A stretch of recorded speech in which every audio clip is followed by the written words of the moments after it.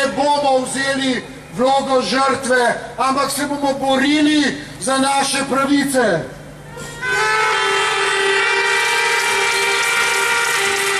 Skupaj z delavci v zasebnem sektorju, s prekarci in nezaposlenimi bomo zahtevali bolj pravično delitev bogastva in bolj pravično delitev bremen, ki nas čakajo. Službenci od vlade pričakujejo.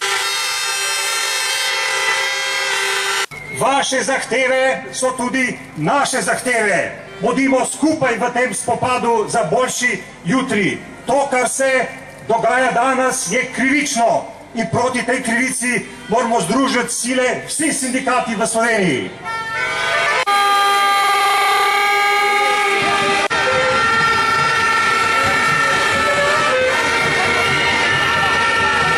Pa je stvar jasna, kršene so nam osnovne pravice, zaradi tega smo tudi tu, ker želimo, da se ohrani javna slovenska šola, ker je dobra in ker je prava. In zato, ker ohranjamo tiste tradicije, ki so že iz preteklosti bile jasne, zakaj Slovenci še vedno obstajamo.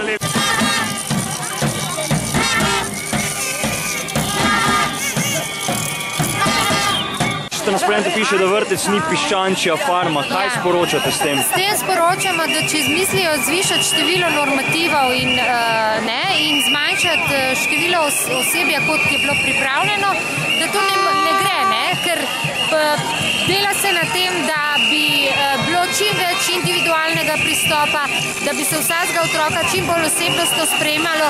Če se zviša število otrok v skupinah, te možnosti ni,